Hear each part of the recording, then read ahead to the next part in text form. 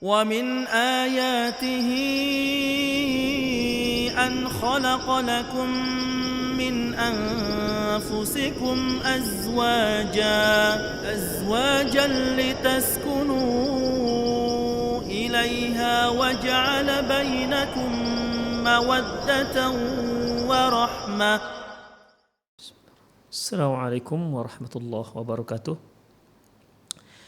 Innal hamdalillah nahmaduhu wa nasta'inuhu wa nastaghfiruh wa na'udzu billahi min shururi anfusina wa sayyiati a'malina.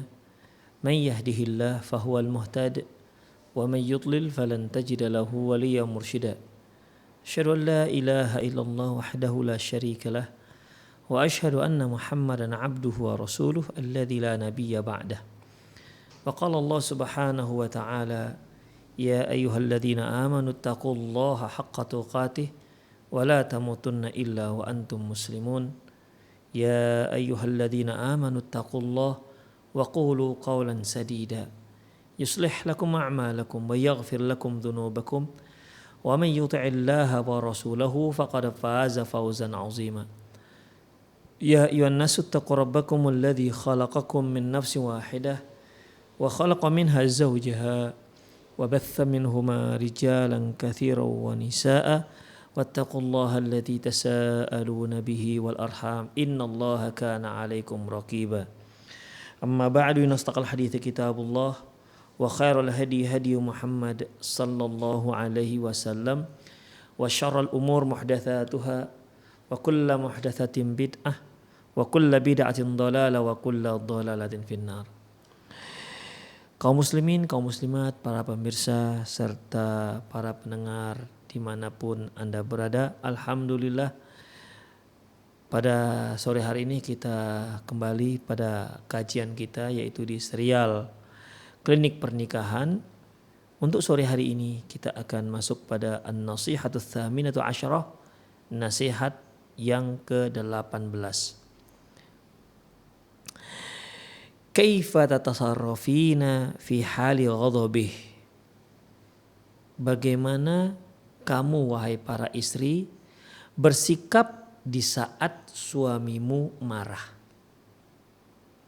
Jadi di sini penulis mengajarkan kepada para istri bagaimana sikap mereka, bagaimana tanggapan ataupun bagaimana apa yang harus mereka lakukan di saat mereka melihat suami sedang marah, di saat suami sedang murka. Karena bagaimanapun yang namanya manusia ya pastilah marah ya. Karena marah itu pada dasarnya ikhwah bukanlah perkara yang dilarang dan juga bukan perkara yang diperintahkan pada asalnya, enggak. Marah itu adalah sifat yang memang sudah ada pada diri manusia dan itu sifat yang sempurna. Itu sifat yang baik apabila dia diletakkan pada porsi yang seharusnya. Jadi kalau ada orang yang tidak ada marah begitu, dia apain aja dia nggak marah, berarti dia ada masalah kejiwaan. Ya. Karena kalau kita standarisasikan dengan para nabi dan rasul, nabi marah, ya, nabi marah seperti Nabi Musa. Allah menyebutkan falamma sakata an Musa al-ghadabuh akhadha al-alwah. Tadi Nabi Musa kan ketika dia pulang dari miqatnya 40 hari, ya, dia bawa wahyu Allah. Dia dapati ternyata ketika dia pulang kaumnya sudah menyembah anak sapi. Tadinya bertauhid hanya menyembah Allah, pulang-pulang ternyata kaumnya sudah menyembah anak sapi. Berang Nabi Musa, marah, alqal alwah, dibuangnya, ya, dicampakkannya tempat tulisan wahyu tersebut. Alqal alwah. Kenapa marah? Itu dia marah pada waktu itu Nabi Musa. Dan Allah mengatakan falamma sakata an Musa al-ghadab akhadhal alwah. Ketika Nabi Musa sudah mereda marahnya, akhadha alwah, dia pun mengambil kembali apa yang telah dia buang. Nabi Musa marah. Ya. Apakah Rasulullah SAW pernah marah? Marah. Ya. Rasulullah SAW juga pernah marah. Para sahabat mengetahui marahnya Rasulullah SAW dengan berubahnya rona wajah Rasulullah SAW yang menandakan beliau sedang marah. Ya. Demikian ikhwah rahimani Allahu wa iyyakum. Itu dia. Jadi para nabi, kalau para nabi dan rasul itu marah, berarti satu hal yang nggak ada masalah tentang masalah marah. Hanya di mana kita tempatkan marah ini. Ya. Seorang istri boleh marah, boleh silakan marah. Suami boleh marah, silakan marah. Tapi apakah Anda telah menempatkan amarah itu sesuai dengan kebijakan syariat ataukah tidak? Demikian. Ya kalau kita letakkan pada porsi syariat, maka marahnya ini dikatakan marah yang terpuji. Ya. Demikian ikhwah. Bukankah Rasulullah SAW pernah bersabda, man ahabba lillah wa abghadha lillah wa mana'a man ahabba lillah wa abghadha fillah wa mana'a lillah wa a'ta lillah faqad istakmal iman. Barang siapa yang mencintai karena Allah, membenci karena Allah, memberi karena Allah, tak memberi juga karena Allah, berarti dia sudah sempurna keimanannya. Jadi kalau dia seorang benci ataupun dia marah karena Allah, artinya ya dia marah itu marah yang dibolehkan. Memang seharusnya dia marah. Itu dia. Ini marah yang dipuji oleh Allah Subhanahu wa taala. Marah ketika melihat ada syariat Allah yang dilanggar. Itu dia. Contohnya ikhwah, Rasulullah sallallahu alaihi wasallam pernah bersabda, "Muru auladakum bis salati wa hum fi 7 sinin." Perintahkan anak kalian salat di saat mereka berusia 7 tahun. Wadribu 'alaiha wa hum fi 10 sinin. Pukul dia di saat mereka sudah berusia 10 tahun. Itu kan menunjukkan amarah kita kepada si anak. Kamu sudah 10 tahun loh, Nduk, gitulah kira-kira. Kamu sudah 10 tahun loh usiamu. Kalau kamu nggak sholat juga, akan ayah pukul, akan mama pukul. Itu menunjukkan kita marah. Apakah marah seperti ini mendapat pahala? Dapat pahala. Kenapa? Marah yang sesuai dengan syariat. Itu dia ikhwah. Ya, marah yang sesuai dengan syariat. Ada juga marah yang tak sesuai dengan syariat. Ini yang dilarang Rasulullah Sallallahu Alaihi Wasallam. Ada seorang sahabat ikhwah datang kepada Rasulullah SAW, dia mengatakan, "Ausini ya Rasulullah, berikan aku wasiat, berikan aku nasihat." Rasulullah memberikan satu kalimat, satu kata, la taghdab. Faraddada miraran, la taghdab. Beliau katakan jangan marah. Beliau ulang sampai 3 kali, jangan marah. Ini jangan marah yang bagaimana? Marah yang tidak syar'i. Ya, kan ada orang itu marah ya hanya emosional yang tidak ada yang tidak pantas kita marahin. Ada yang seperti itu. Jadi dalam masalah ini ikhwah rahimani Allah wa iyyakum, ya, marah itu pada dasarnya boleh dan dia akan berpahala di saat ya kita menempatkan pada porsinya, dan dia akan berdosa pelakunya jika ditempatkan yang tidak pada porsinya. Demikian. Baik. Dalam hubungan rumah tangga, pastilah pada satu waktu suami marah. Sama istri juga begitu. Bukan berarti istri nggak pernah marah. Ya. Baik. Lantas ketika suami marah, apa yang harus dilakukan oleh sang istri? Nah, ini yang penting.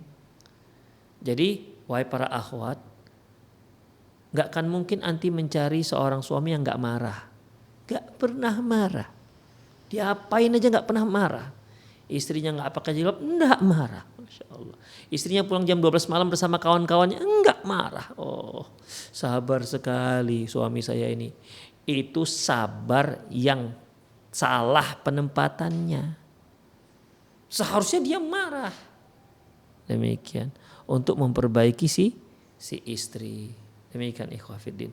La gharabata ayyahdutha minki au fi baitiki ma yughdibu zauj. Bukanlah suatu hal yang aneh apabila muncul satu perkara baik darimu ataupun di rumahmu yang membuat si suami marah. Ya mungkin dari si istri, entahlah si istri marah, dimarahin suami gara-gara apa ya biasanya istri kalau dimarahin.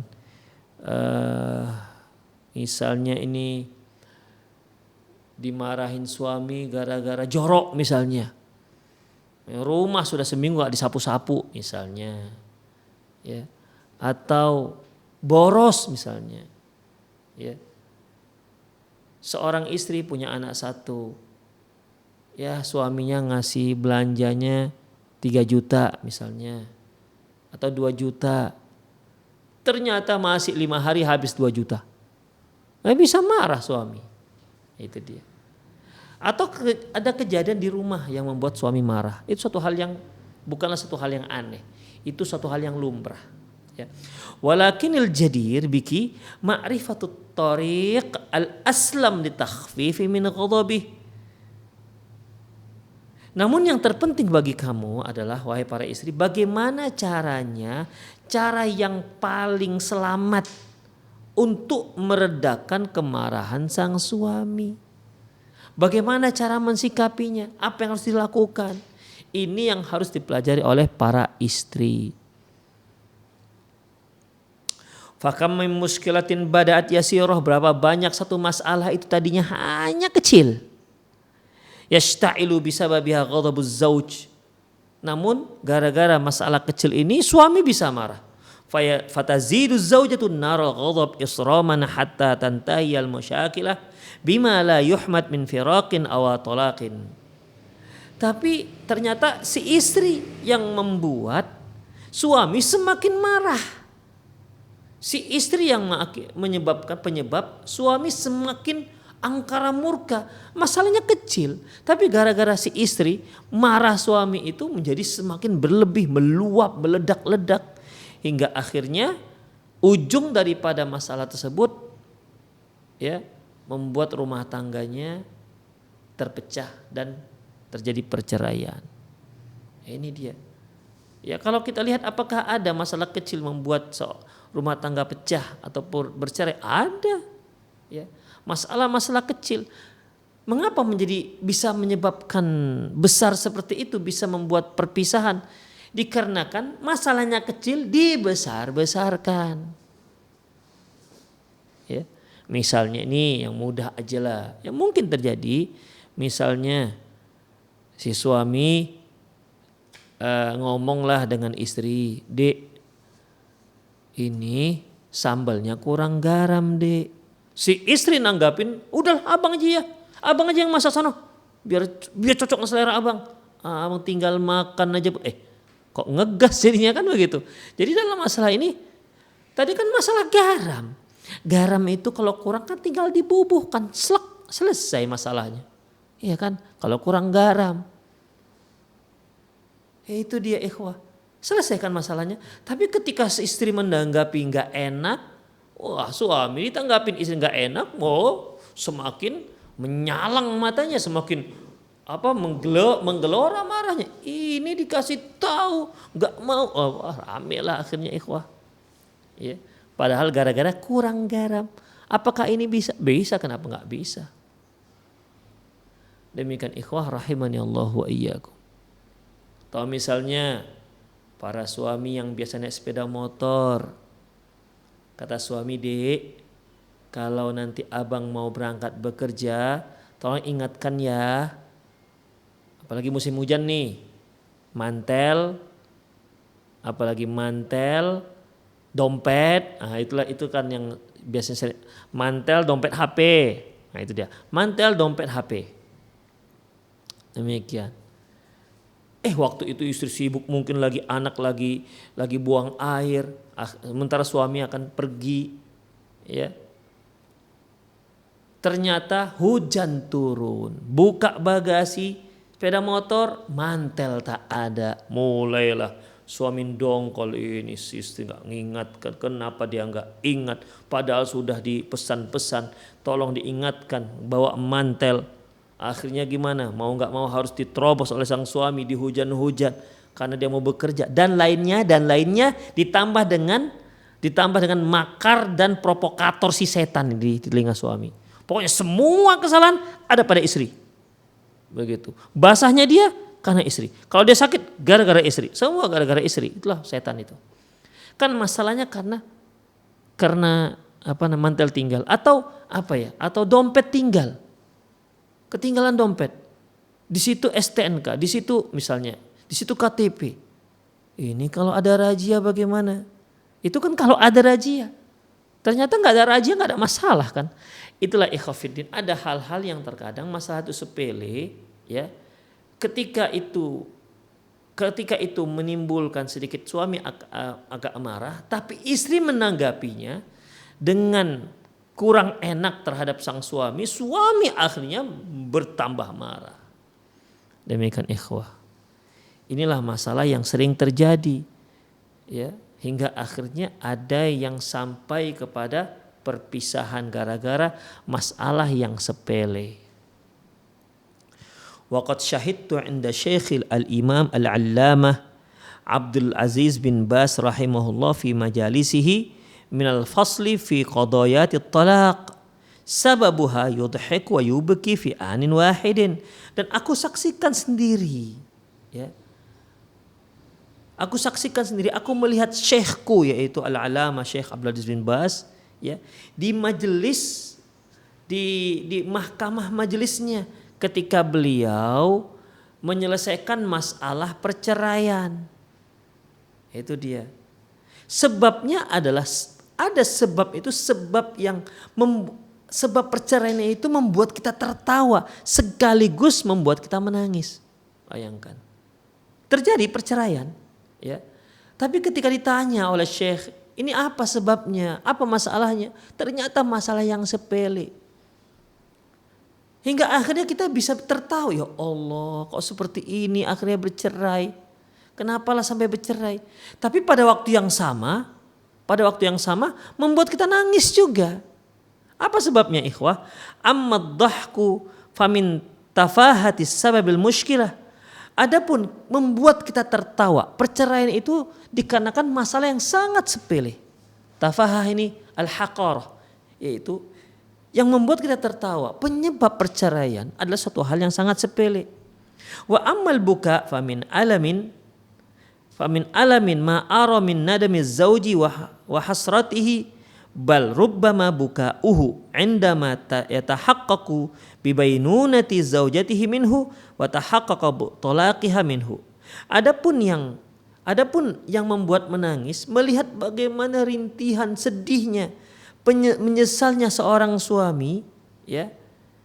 Menyesalnya seorang suami ketika bahkan melihat sang suami menangis.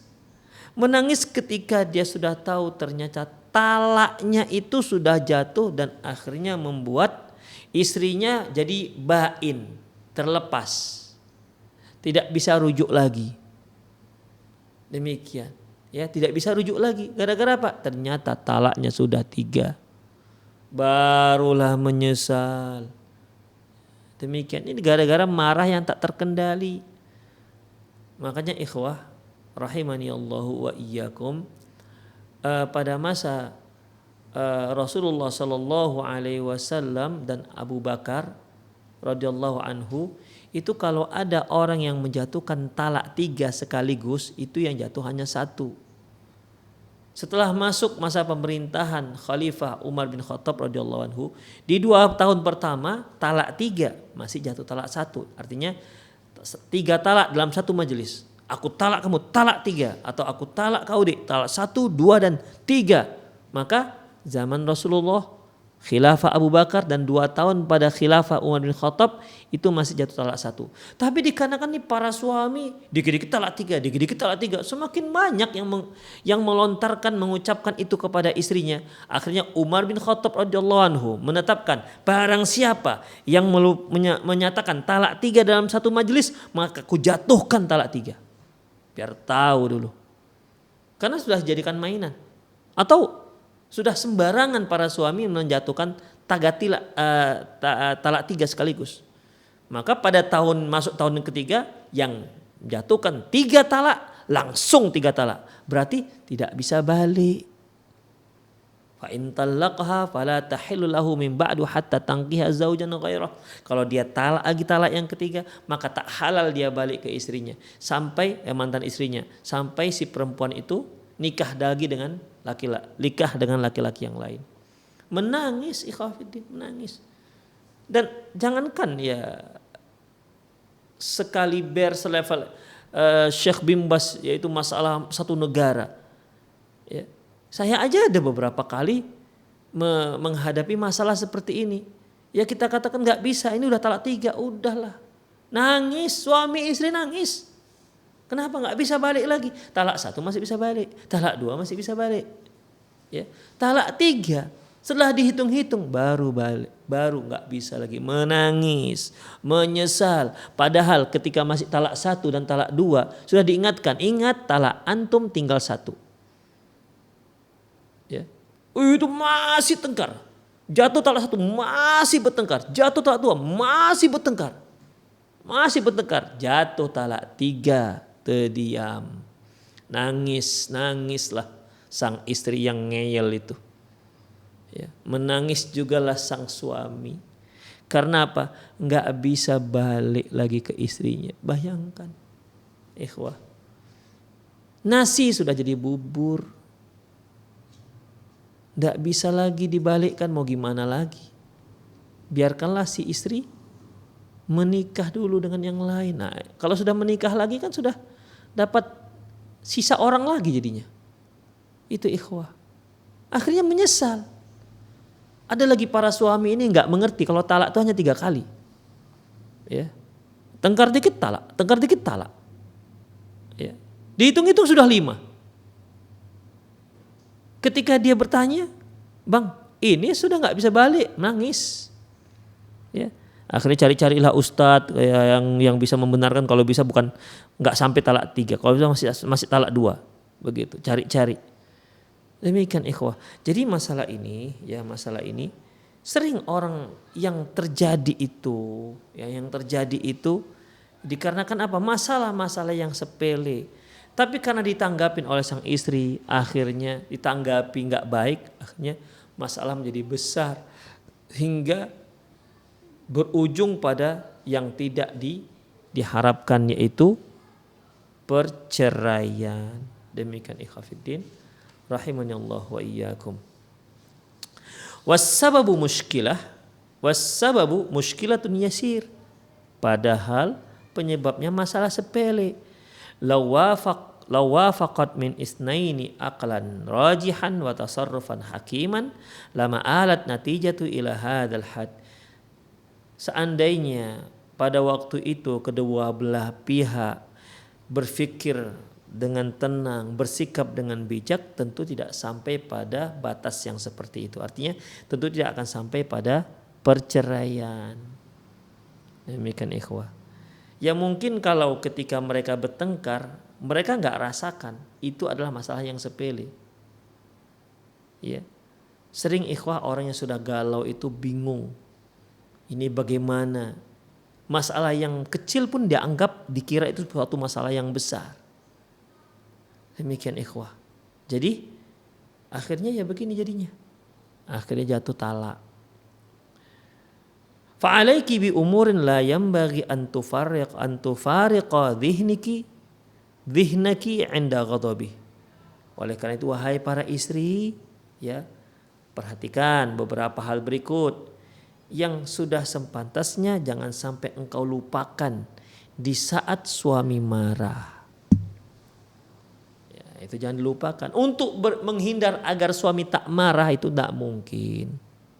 Ya, wong Rasul aja marah, apalagi kita-kita. Ya. Hanya yang terpenting adalah bagaimana cara mensikapi suami di saat suami marah. Inilah yang harus dicamkan, yang harus diketahui oleh para istri supaya tidak terjadi hal-hal yang tidak diinginkan. Yang pertama, al-awwal, amliki nafsaki inda dzalik. Yaitu kendalikan dirimu di saat suami sedang marah. Wala tuqabilihi al-ghadab bil ghadab. Jangan kamu balas kemarahan dengan kemarahan. Suaminya marah, "Dek, kok begini?" Kata istrinya, "Memang kenapa, Bang?" Allahu Akbar. Dilawan sang suami. Mengapa terjadi pertengkaran itu antara suami dan istri? Dikarenakan apa? Dilawan sang suami. Ya, dilawan sang suami. Demikian, ya mungkin dia lihat suami ya stratanya rendah, gak pandai ngomong atau apalah, gak layak dia dimarahkan. Atau bisa juga suami istri itu menjawab ucapan suami, kemarahan suami dikarenakan karena istri merasa suami sudah kelewat. Bisa, ya, bisa. Ikhwah, istri itu bisa lembut. Tapi ketika dia sudah merasakan sakit sekali hatinya, lembut itu bisa hilang. Ya, bisa. Dan itu bisa terjadi. Dia bisa kasar. Demikian. Makanya di kajian kita ini selalu kita nasihatkan, kita beri masukan, jangan artinya tetaplah bersabar, jangan sampai berubah yang lembut menjadi kasar. Demikian. Maka jangan kamu balas kemarahan dengan kemarahan.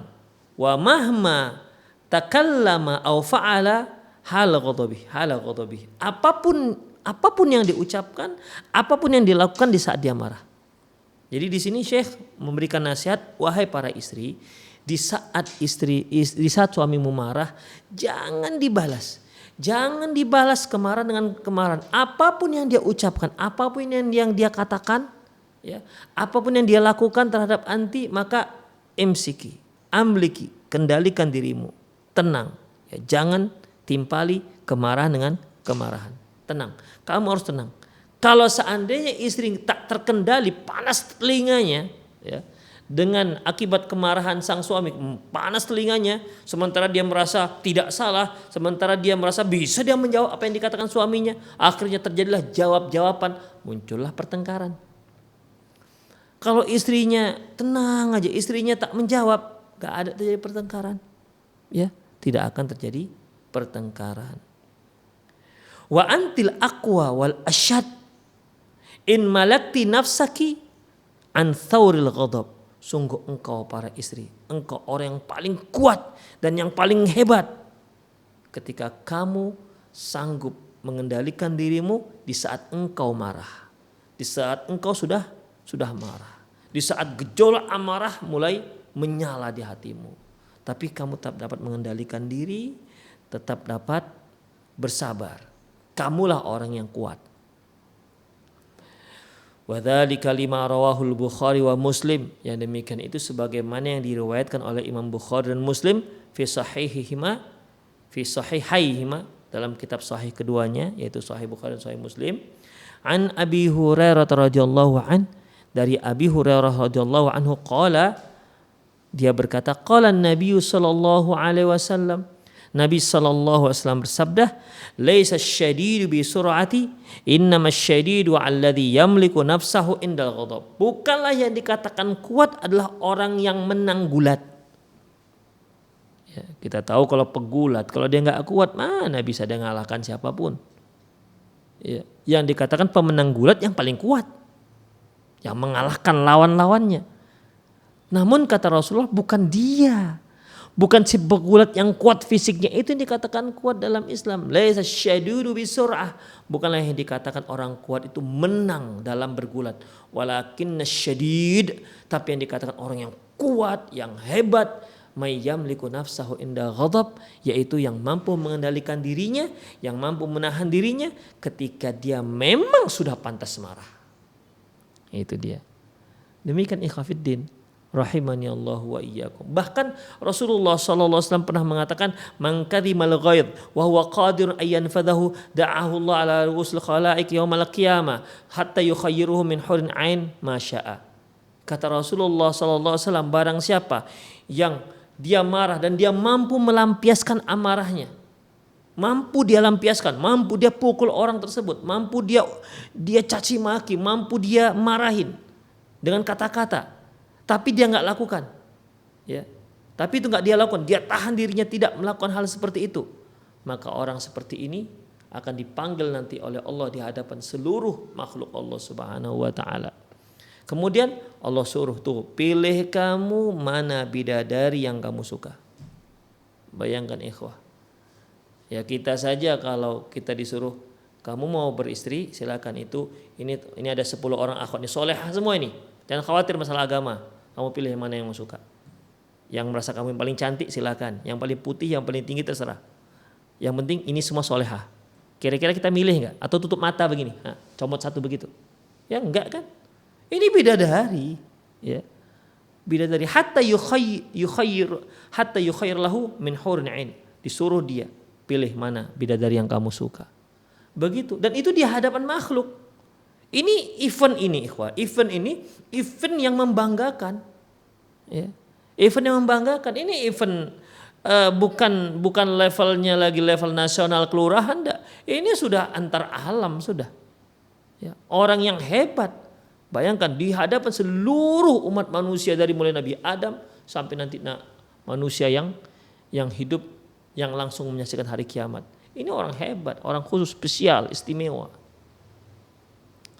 Demikian ikhwah. Jadi itu kata Rasulullah SAW. Ya, orang yang mampu menahan amarah, sementara dia sudah layak marah, itulah orang yang dikatakan orang kuat. Ya, kadang-kadang kita merasa kuat ketika kita mampu melampiaskan amarah kita kepada siapa yang kita inginkan. Kita merasa hebat ketika tidak ada seorang pun yang berani dengan saya.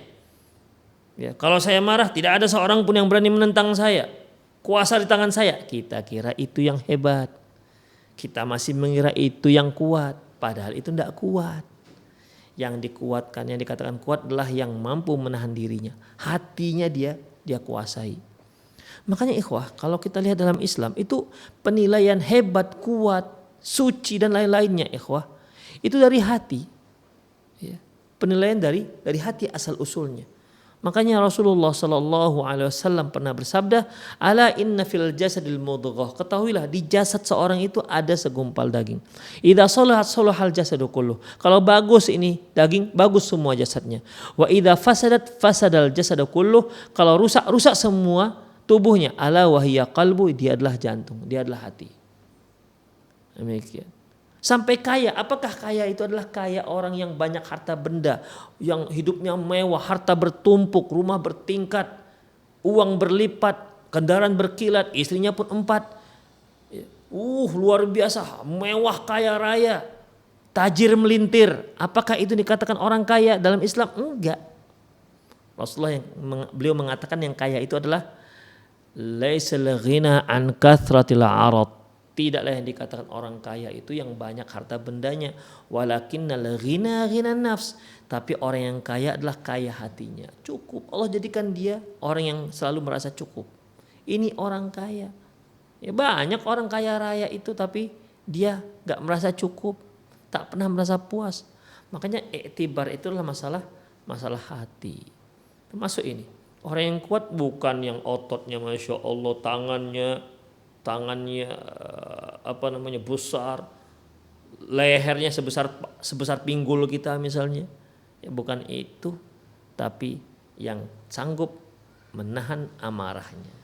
Itulah dia yang dikatakan orang yang kuat. Demikian ikhwafiddin. Jadi nasihat pertama yaitu yang diucapkan oleh Syekh Al-Badar bin Ali Al-Utaibi hafizahullah, yaitu kalau suamimu marah, kamu diam. Jangan timpali kemarahan dengan kemarahan. Jangan balas kemarahan suami dengan kemarahanmu. Karena masalah itu bisa menjadi besar. Masalah pele, masalah sepele bisa menjadi masalah ruwet. Kalau orang Arab mengatakan asbaha habbatan kubbatan, yang bibit kecil berubah menjadi kubah. Kubah itu nggak ada yang kecil, nggak ada yang besar, nggak ada yang kecil, semua besar. Itu ikhwah. Jadi yaitu tahan dirimu, sabarkan dirimu, ya. Jangan timpali marah suami dengan kemarahanmu.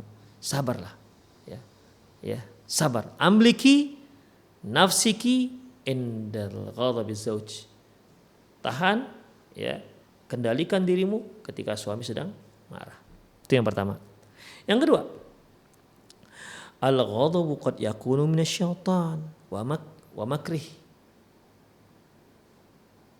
Marah itu datangnya dari setan dan makarnya setan. Fa in istata'ti antulakinihi bil lutfil at-ta'awudz minasyaitan fahsan. Ketika suami marah, kalau kamu mampu untuk meminta suami agar mengucapkan ta'awudz, a'udzubillahi minasyaitonir rajim, itu akan lebih bagus. Kamu minta pada suami dengan lembut, bang, kalau abang marah ucapkan a'udzubillahi minasyaitonir rajim. Itu akan lebih bagus, kata penulis. Wa dzalika lima rawa al-Bukhari wa Muslimun an Sulaiman bin Sardin radhiyallahu anhu. Yang demikian ini, ya, yaitu menyuruh orang yang sedang marah agar mengucapkan ta'awudz, ini sebagaimana yang diriwayatkan oleh Imam Al-Bukhari dan Imam Muslim dari Sulaiman bin Sardin radhiyallahu anhu. Qala, dia berkata, istabba rajulani 'inda Nabi sallallahu alaihi wasallam wa nahnu indah. Ada dua orang laki-laki, ya, saling bertengkar. Bertengkarnya di hadapan Nabi sallallahu alaihi wasallam dan kami ada di situ. Fabainama ahaduhuma yasubbu sahibahu mughdiban qad ihmarra wajhuhu. Ketika salah seorang mereka sedang tengkar, ya, yasubbu sahibahu, ya, dia celalah temannya. Ini orang-orang lagi marah-marah. Ya. Dia marah, wajahnya memerah. Di saat itu qala Rasulullah sallallahu alaihi wasallam, Rasulullah sallallahu alaihi wasallam bersabda, inni la a'lamu kalimatan law qalaha la dhahaba anhu alladhi yajidu. A'udzu billahi minasyaitonir rajim. Kata Rasulullah, aku tahu loh. Aku mengetahui satu kalimat. Kalau kalimat itu diucapkan oleh yang sedang marah tadi itu, yang sedang marah itu, kawan kita yang marah itu, maka la dhahaba anhu alladhi yajid. Maka akan sirnalah apa yang sedang dia rasakan. Artinya akan hilanglah kemarahannya, kata Rasulullah. Apa itu kalimat? A'udzubillahi minasyaitonir rajim. Aku berlindung kepada Allah dari godaan setan yang terkutuk. Demikian ikhwah. Jadi, ya, para istri ketika suami marah, ya mungkin marahnya tidak dengan dia, atau marahnya karena mungkin dengan anak, atau marah dengan pegawai, pulang-pulang sudah sumpek, sudah jutek, sudah macam lah, ya, marah-marah, semuanya lihat marah, nampak anak marah dimarah misalnya, nampak istri tahu suami sedang marah, maka coba bisikkan, bang, ucapkan a'udzubillahi minasyaitonir rajim. Itu dia, bisikkan ke telinga dia, supaya apa? Agar kemarahannya mereda.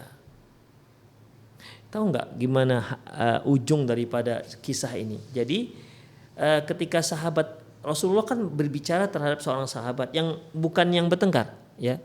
Kan tadi ada dua orang bertengkar tuh. Yang satu sudah marah, merah mukanya. Rasulullah cerita dengan salah seorang sahabat, aku tahu satu kalimat. Kalau dia mengucapkan ini, pasti hilang marahnya. Sahabat yang tadi itu mendengar ucapan Rasulullah seperti itu, dia datangin tuh sahabat yang marah tadi. Ya. Dia suruh agar mengucapkan a'udzubillahi minasyaitonir rajim. Tapi sayangnya sahabat yang marah tadi enggak terima. Dia katakan, apa kau kira aku gila sampai mengucapkan a'udzubillahi minasyaitonir rajim begitu. Dia enggak ucapkan. Apa kamu kira kau gila? Atau minni jununan? Apakah kamu kira aku gila? Ternyata yang datang memberi nasihat juga dimarah dengan dia. Namanya orang marah, ikhwah. Ya, namanya juga orang yang sedang marah. Akhirnya karena nggak diucapkannya, ya nggak reda amarahnya. Itu ikhwah, ya. Jadi coba diucapkan, para istri ucapkan itu, suruh suaminya, bang cobalah ucapkan a'udzubillahi minasyaitonirrajim begitu. Tapi timing yang bagus, yang tepat ya. Suami sedang marah-marah dengan istrinya, bang ucapkan a'udzubillah, bang a'udzubillah, bang ucapkan, ya tambah marah lah suaminya. Kau ini apa gitu, bisa tambah marah karena apa? Karena timenya tepat, waktunya kurang tepat menyuruh suami seperti itu. Itu yang ketiga. Yang kedua. Yang ketiga, intayassara laki an tughayyiri min halihi bi julusin ba'da qiyam aw ittija'in ba'da julus aw intiqalin min makani ila makanin fahuwa tasarrufun hasan. Apabila memang memudahkan kamu untuk menukar, untuk merubah kondisi si suami, merubah posisi suami, yang tadinya berdiri supaya duduk. Misalnya nih suami marah-marah nih, lagi berdiri nih, maka coba istri, bang duduk, bang silahkan duduk dulu, bang. Nah, begitu. Silahkan bang duduk.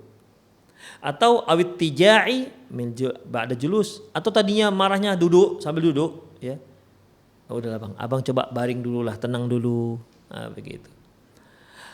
Antiqalin min makanin ila makanin, atau dia suruh pindah dari tempat atau ke tempat lain. Misalnya marah-marah di ruang tamu, bang yuk kita kamar dulu bang. Nah, coba di sana aja marahnya. Pindah. Maka ini satu sikap yang baik. Mengapa? Taridun lil ghadabi. Hal ini bisa menghilangkan kemarahan, bisa meredakan amarah sang suami. Kama qala Nabi sallallahu alaihi wasallam, sebagaimana yang dikatakan Nabi sallallahu alaihi wasallam, idza ghadiba ahadukum wa huwa qa'im falyajlis. Apabila salah seorang kalian marah dan dia sambil berdiri, falyajlis, hendaklah dia duduk. Wa in dhahaba anhu ghadab wa illa falyattaji. Kalau ternyata ketika dia duduk enggak juga hilang marahnya, maka hendaklah dia berbaring. Itu dia. Ya, ini juga untuk kita semua sih, bukan hanya untuk para suami. Istri juga begitu. Ketika dia marah dengan anaknya atau mungkin marah dengan suaminya, ya, siap-siaplah dia menyambut suami dengan repetan begitu kan. Ini kalau datang suamiku, habislah aku buat. Ya, karena ada juga sih istri yang seperti itu kan. Nah, marah-marah dia sambil berdiri, duduk, coba duduk. Ya, karena ikhwah, seringnya itu orang yang marah, dia belum puas kecuali setelah dia lampiaskan amarahnya kepada orang yang dia marahi. Apapun itu, apakah ucapan, apakah pukulan, dia belum merasa puas. Itulah setan tadi itu, ikhwafiddin. Jadi sampai dia caci maki, dia sumpah, dia serapah, dia ucapkan apa yang dia ucapkan yang sampai puas kali aku, misalnya begitu. Dengan ucapan-ucapan seperti itu, tapi kan tidak juga tidak menyelesaikan masalah. Itu dia. Berapa banyak orang itu para istri yang akhirnya marah-marah karena nggak bisa mukul, akhirnya hanya dengan ucapan, dasar abang kecoa, misalnya begitu. Ya. Pokoknya biar puas saja hatinya. Dia ucapkan apa yang dia teringat, ucapkan apa yang dia inginkan, barulah dia merasa puas. Wah, kepuasan itu dari setan itu. Maka jangan diperturutkan. Jadi kalau kita lagi marah, ingat, kalau kita sedang berdiri, duduk. Kalau marahnya sedang duduk, silakan tidur sambil baring. Kalau sedang baring marahnya, jarang orang sambil tidur marah-marah. Ya. Bukan jarang sih. Saya juga belum pernah sih ada orang yang sambil tidur dia, marah-marah gitu kan. Saya kira nggak ada lah, ada orang sambil tidur marah-marah. Mimpi marah-marah dia mungkin, sambil tidur dia marah-marah. Tapi mimpi. Tapi kalau betulan dia sedang terjaga, marah-marah sambil tidur, aduh, belum pernah lah saya dengar. Umumnya minimal sambil duduk, ya sambil duduk. Dan banyak sambil berdiri. Makanya orang kalau marahnya duduk, itu kalau nggak terkendalikan dia berdiri, berdiri. Kan? Dulu kan waktu kita sekolah gitu kan, ada yang ribut di belakang, guru sambil duduk, marah-marah dia kan, kemudian dia berdiri. Kalau sudah berdiri, penghapus itulah. Kalau dulu zaman saya penghapus itu kan pakai papan tulis kayak kayu itu. Kalau dilempar kena kening lumayan. Gitu. Ada yang lempar sambil duduk, ada yang enggak, saking marahnya dia berdiri. Kalau saya dulu guru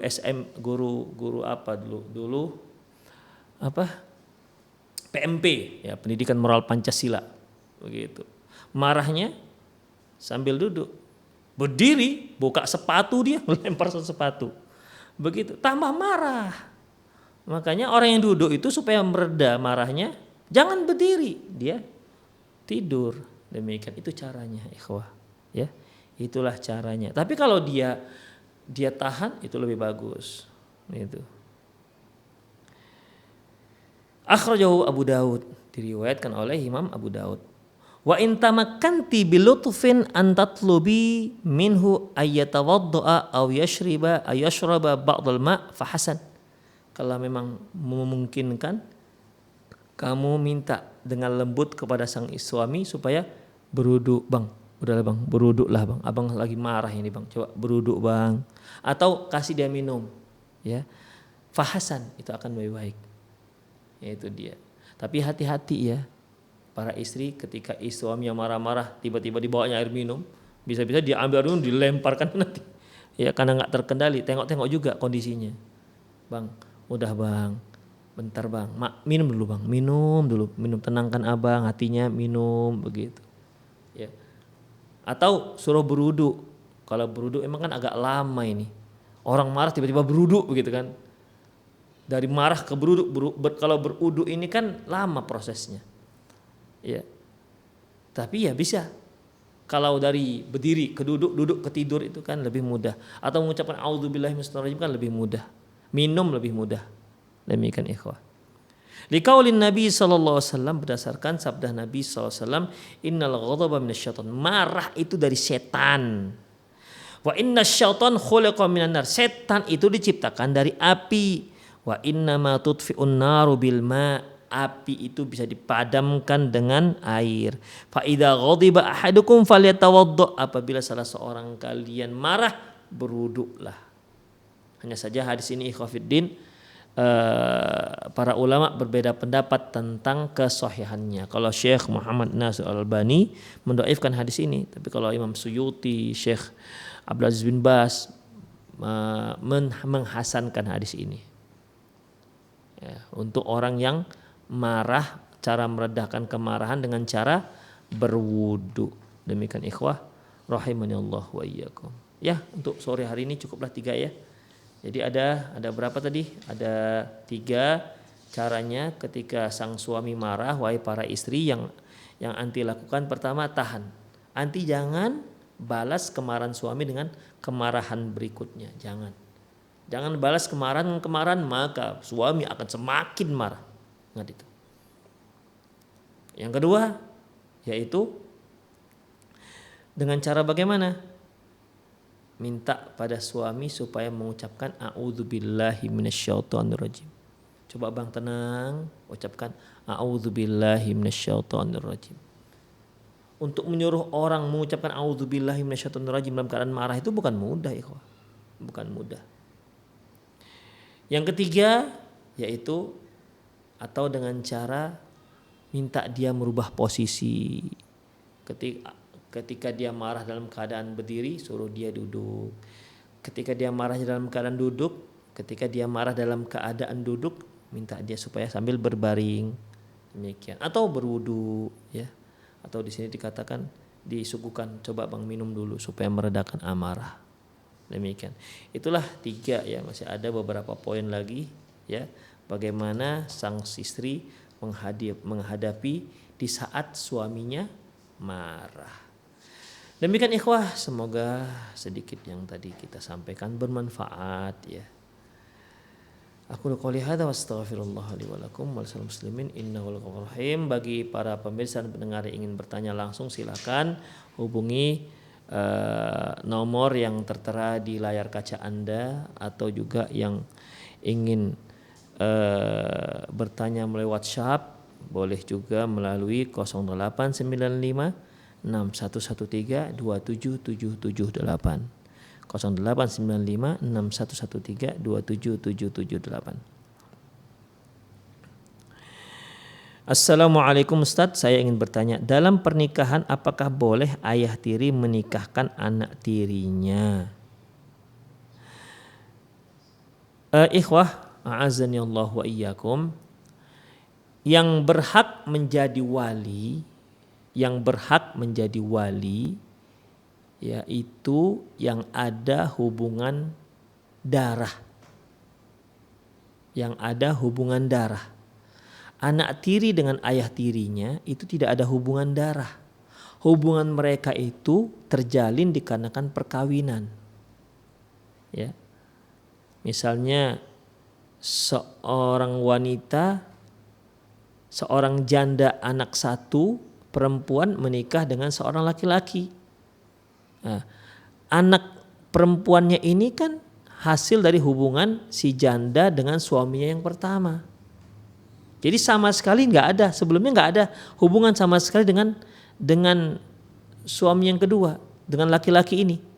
Ketika laki-laki ini menikah dengan janda anak satu perempuan, ya, jadilah mereka menjadi satu rumah tangga. Anak tiri itu bukan anak dia. Dan anak tiri ini pun ketika kesehariannya itu seharusnya ditanggung oleh ayah kandungnya, bukan bapak tirinya.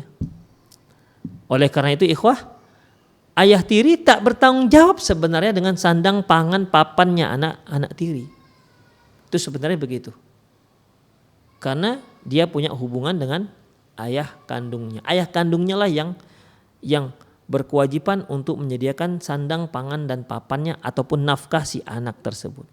Adapun ibunya, ya ibunya enggak. Ketika sudah cerai, ibunya tidak ada sangkut paut lagi dengan suami yang pertama. Ketika dia menikah dengan suami yang kedua, ya berarti si istri ini sudah ditanggung-jawabi oleh suaminya yang kedua.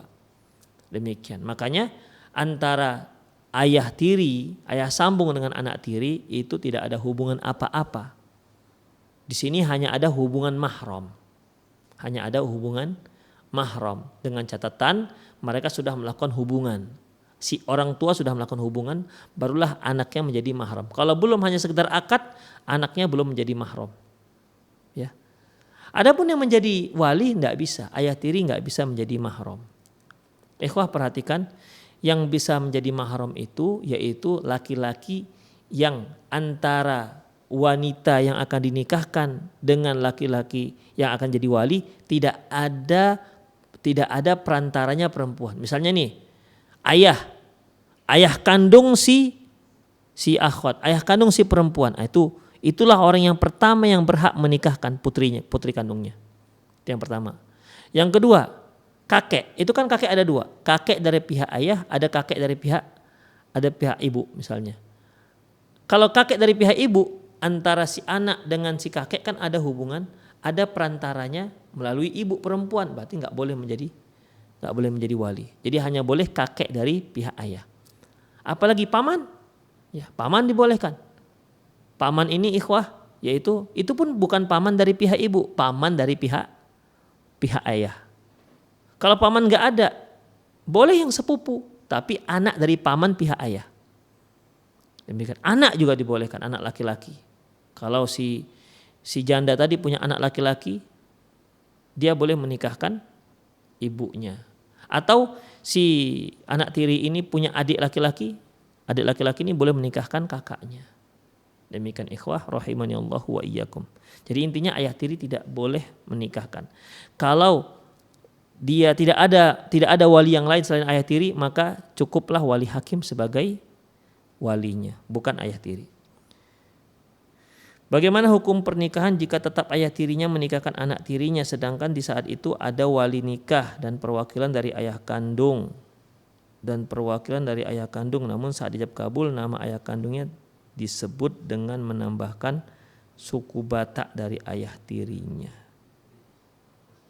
Bagaimana hukum pernikahan jika tetap ayah tirinya yang menikahkan anak tirinya sedangkan di saat itu ada wali nikah dan perwakilan dari ayah kandungnya. Namun saat ijab kabul nama ayah kandungnya disebut dengan menambahkan suku Batak dari ayah tirinya. Ikhwah nggak boleh, ayah tiri nggak bisa. Ya. Kenapa ayah tiri yang menikahkan? Ini dikatakan ada ayah kandungnya. Ya. Kalau seandainya ayah kandungnya itu mewakilkan kepada ayah tiri boleh.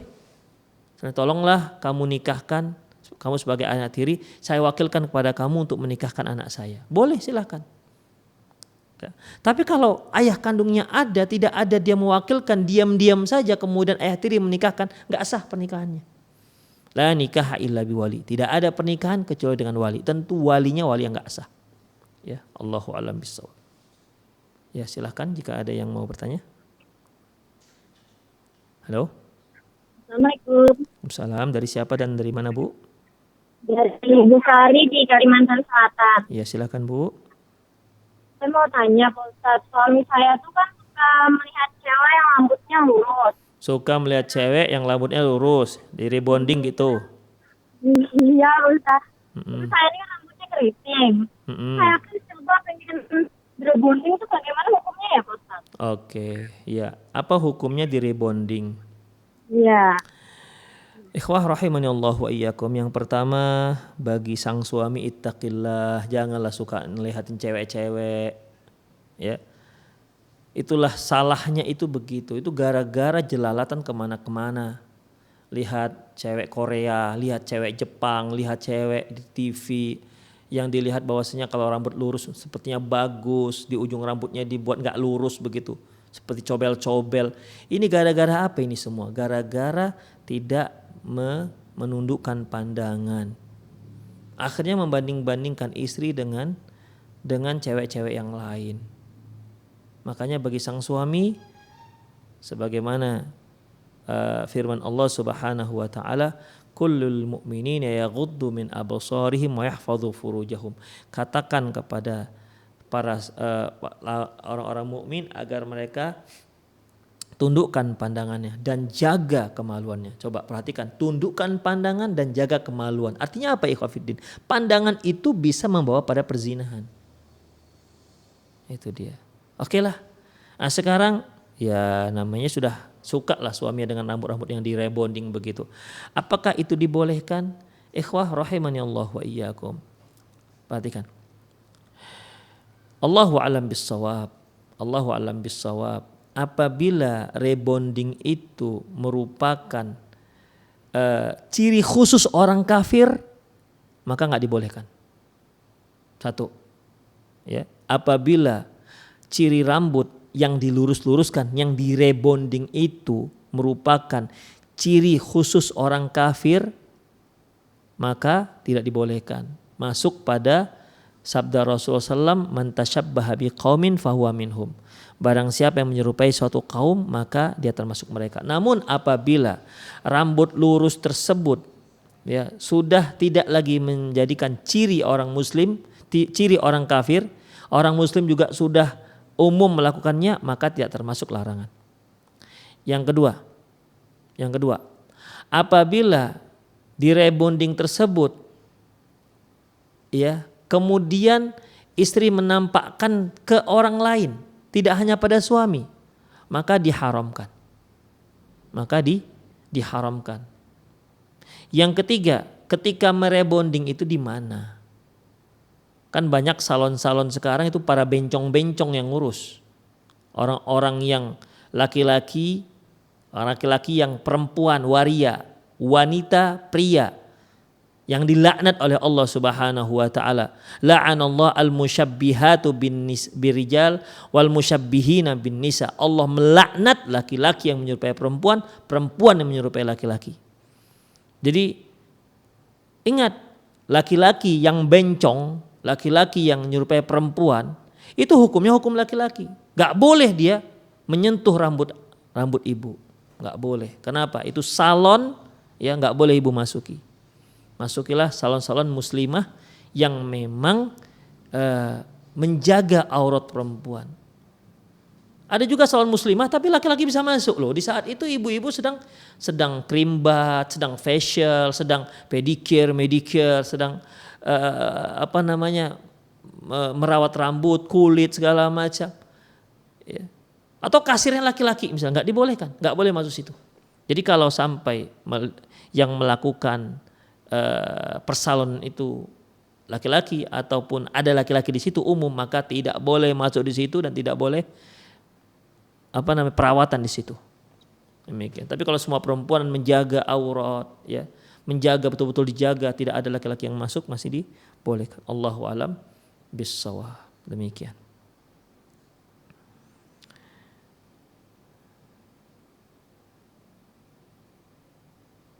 Assalamualaikum warahmatullahi wabarakatuh. Ustadz, bagaimana cara menasihati istri yang masih ingin diingatkan hari ulang tahunnya Ustadz? Syukran jazakallahu khairan. Ini satu musibah ikhwafidin. Rumah tangga itu dia selalu surprise kalau ada orang yang mengingatkan ulang tahun dia. Ulang tahunmu hari ini kan, rasanya bahagia begitu. Bahkan ada yang parahnya ikhwah. Suaminya yang memberi dia nafkah setiap hari, sibuk menafkahi dia, anak-anak dia, tak ingat dengan ulang tahun. Ada teman laki-laki, mungkin teman kecil atau teman sekolah mengucapkan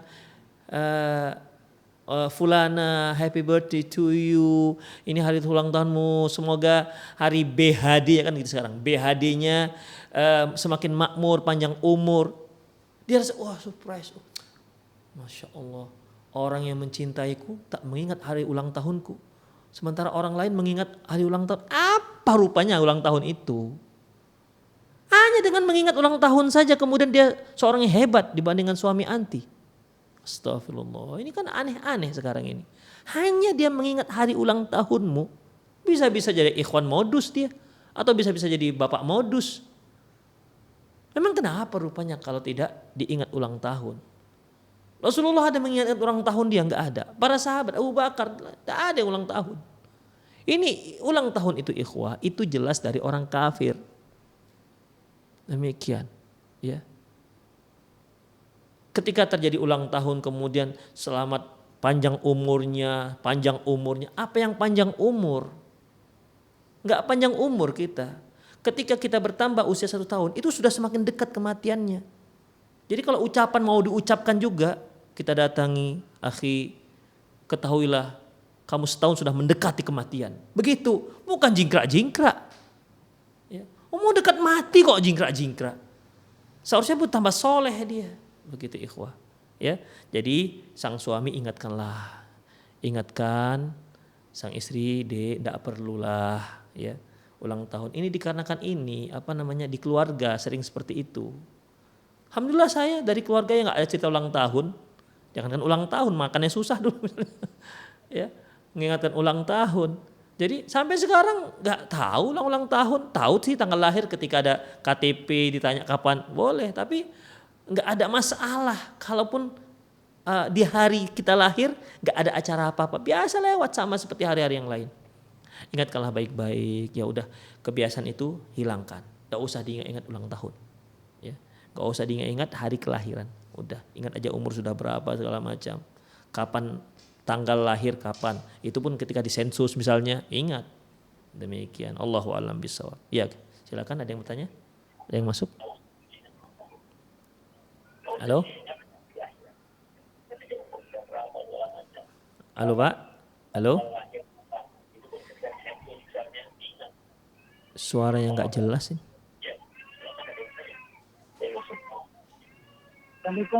Waalaikumsalam warahmatullahi wabarakatuh. Dari siapa dan dari mana? Assalamualaikum. Waalaikumsalam warahmatullahi wabarakatuh. Assalamualaikum. Waalaikumsalam warahmatullahi wabarakatuh. Mau tanya Ustaz? Ya silakan Pak. Dengan Bapak siapa dan dari mana? Ya.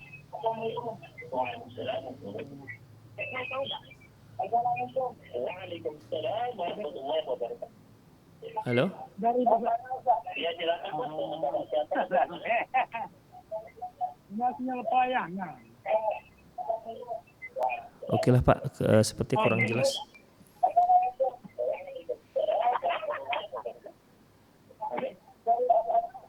Oke. Kita baca lagi pertanyaan. Assalamualaikum Ustaz, izin bertanya Ustaz. bisakah kita laki-laki langsung sholat zuhur di rumah di masa pandemi sementara khatib lagi khutbah di masjid dekat rumah? Ikhwah, para ulama sudah memberikan fatwanya. Kalau memang seseorang itu sangat khawatir dengan keselamatan dia dikarenakan pandemi ini, ya, dia boleh untuk sholat di rumah. Tapi ingat, jujur dia takut. Dan ingat, betul-betul takut, ya, benar-benar dia khawatir terhadap dirinya. Maka dia boleh sholat di rumah, sholat zuhur. Itu dia. Tapi ingat sekali lagi, benar-benar takut. Ketika rasa takut tadi hilang, maka kembali dia menjadi wajib untuk ke masjid dan wajib untuk sholat Jumat. Man tarokal salah satu Juma'in tahawunan, barang siapa yang meninggalkan 3 Jumat karena tahawun, anggap remeh, tubi ala qalbi, Allah cap hatinya. Ya, Allah leges hatinya sehingga sulit untuk menerima kebenaran. Kalau memang dia benar-benar takut dan khawatir, ya masing-masing orang nggak bisa kita katakan kamu jangan takut, kamu nggak usah takut, nggak bisa, ya. Maka ya dia dibolehkan sesuai dengan takutnya itu, Allah tahu kan. Tapi ketika itu hilang, maka kembali pada yang hukum asalnya. Allahu a'lam bishawab.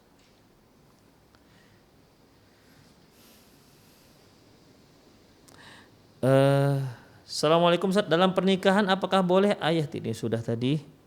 Assalamualaikum Ustaz, bagaimana cara terbaik untuk menasihati teman ngaji yang lebih tua umurnya dari kita ketika teman kita sudah mulai tidak 5 waktu sholat berjamaah ke masjid? Jazakallahu khairan. Ikhwah, mengenai bagaimana menasihati. Taib. Rasulullah SAW mengatakan, man ra'a minkum mungkaran falyughayyir biyadihi. Barang siapa yang melihat di antara kalian kemungkaran, dia ubah dengan tangannya. Fa illam yastati' fabi lisani. Kalau enggak sanggup maka dengan lisannya. Fa illam yastati' fabi qalbi. Kalau enggak sanggup maka dengan hatinya. Tapi ingat, man ra'a minkum, barang siapa yang melihat. Melihat dengan apa? Hanya kan melihat dengan mata? Enggak, melihat dengan ilmu juga. Jadi barang siapa yang melihat kemungkaran dan dia tahu syariat melarang, syariat menyatakan itu sebuah kemungkaran, falyughayyir biyadihi. Itu dia. Jadi dengan ilmu dia menilai ini sebuah kemungkaran. Jangan sampai dia sudah mengatakan ini kemungkaran, kamu harus rubah, harus bertobat, padahal enggak mungkar. Ya kan? Seperti zaman sekarang ini. Ya, si A ini misalnya dia khawatir sehingga dia enggak ke masjid. Yang tadinya dia rajin ke masjid, tapi mulai masa pandemi dia nggak ke masjid misalnya, karena kekhawatiran itu. Sementara temannya ya nggak ada khawatir, dia terus ke masjid tetap buka misalnya. Lantas ditemu dengan kawannya, oh kamu nggak sholat ke masjid, kenapa begini dan begitu? Berarti dia mengingkari kemungkaran, tetapi dia tidak punya ilmu. Tanya dulu kenapa tidak ke masjid. Oh saya takut, saya khawatir segala macam. Gimana? Apakah itu memang dibolehkan? Apa tidak dari sisi syar'i? Begitu. Jadi man ra'a minkum mungkaran, barang siapa yang melihat kemungkaran, dia lihat dengan mata kepalanya, dan dia lihat dengan penglihatan ilmunya. Dia juga harus tahu bahwasanya ini benar-benar sebuah kemungkaran. Itu dia. Barulah dia boleh menerapkan hadis ini. Ya, jadi bagi yang bertanya, ya tanya dulu kenapa dia tidak sholat ke masjid 5 waktu. Tanya dulu, jangan-jangan dikarenakan kekhawatiran yang biasa ditanyakan pada masa pandemi ini. Kalau ternyata karena dia malas, barulah nasihati dengan cara yang baik. Ud'u ila sabil rabbika bil hikmati wal mau'izah. Ajaklah ke jalan Allah dengan hikmah dan dengan mau'izah, peringatan. Wajadilhum billati ahsan, dan debat dia, diskusi dengan cara yang terbaik. Allahu a'lam bishawab. Bismillah, titipan pertanyaan dari teman. Ustadz, apa boleh istri minta cerai karena sudah tidak ada rasa cinta sama suami? Jazakallahu khairan. Rasulullah sallallahu alaihi wasallam bersabda, ayyuma imra'atin talaba sa'alat min zawjiha talaq min ghairi ba'sin lam yarih rihatal jannah. Barang siapa wanita mana saja yang meminta cerai dari suaminya dengan tanpa alasan syar'i, maka gak mencium bau surga. Ya. Hanya dikarenakan tidak ada rasa cinta, hanya itu saja. Kenapa? Mengapa tidak ada rasa cinta? Ketika menikah dulu ada rasa cinta. Terus kenapa kok tiba-tiba hilang rasa cintanya? Apa masalahnya? Itu dia. Jadi ini semua harus diproses. Harus diteliti. Kenapa ya? Kenapa rasa cinta saya semakin berkurang atau sudah tidak ada? Perhatikan apa penyebabnya, ikhwah. Rasulullah pernah mengatakan bahwasanya tidaklah dua orang yang saling mencintai karena Allah kemudian akhirnya mereka terpisah kecuali dikarenakan dosa yang dilakukan oleh salah seorangnya. Itu dia. Apa yang menyebabkan anti tidak lagi merasa cinta pada suami? Apa masalahnya? Apakah dikarenakan kesalahan anti ataukah kesalahan suami? Kalau dikarenakan satu hal yang bukan masalah, Ustadz, suami saya sudah semakin peot misalnya, ya. Sementara ini ada yang mau nih yang masih muda, berarti termasuk nggak mencium bau surga, nggak dibolehkan. Ya, jadi coba diteliti apa masalahnya, mengapa sudah tidak ada cinta. Jangan-jangan sudah ada orang ketiga di hatimu. Ya, ada orang yang memberikan iming-iming perhatian. Ya macam hero kesiangan gitulah, ya. Macam hero kesiangan, sok-sok ngasih perhatian. Itu dia. Ya, ini setan ini. Kalau ada orang ketiga seperti itu, indahkan saja, ya. Kemudian a'udzubillahi minasyaitonirrajim begitu supaya lari setannya. Apakah boleh menolak seorang ikhwan dengan alasan berbeda manhaj? Jazakallahu khairan. Boleh, ikhwah. Boleh. Ya. Boleh. Karena Rasulullah sallallahu alaihi wasallam pernah mengatakan, "Idza ja'akum mimman tardawna dinahu wa khuluquhu fazawwijuh." Apabila datang kepadamu seorang laki-laki yang engkau sudah suka, ridho dengan agama dan akhlaknya, maka nikahkan. Akhlak, agama dan akhlaknya nikahkan. Berarti kalau manhajnya tidak, berarti kan masalah agama bermasalah. Kurang dalam masalah agama, boleh ditolak. Ya, boleh ditolak. Kalau diterima, apakah sah pernikahannya? Sah. Kenapa enggak? Ya. Kalau sahnya sah. Kalau sahnya sah, ikhwah. Tetapi kita kan tidak ingin ada masalah di rumah tangga kita. Ya. Si A manhajnya ini, si B, si istri manhajnya A, si B manhajnya C. Misalnya, ini mereka punya keyakinan yang berbeda dalam masalah manhaj. Ini akan buat masalah nanti di rumah tangga. Jadi kalau dia menolak ikhwan karena berbeda manhaj, boleh. Karena itu berarti dia meragukan masalah agamanya. Demikian. Allahu a'lam bishawab. Ikhwah, sepertinya itu saja kajian kita pada sore hari ini. Semoga sedikit yang tadi kita bahas bermanfaat. Lebih dan kurang mohon maaf. Aku qouli hadza wastaghfirullah li wa lakum wa lisal muslimin innahu ghafurur rahim. Subhanakallahumma wa bihamdika asyhadu an la ilaha illa anta astaghfiruka wa atubu ilaik. Wa sallallahu ala nabiyyina Muhammad wa ala alihi wa ashabihi ajmain wa akhir da'wana alhamdulillahirabbil alamin. Assalamualaikum warahmatullahi wabarakatuh.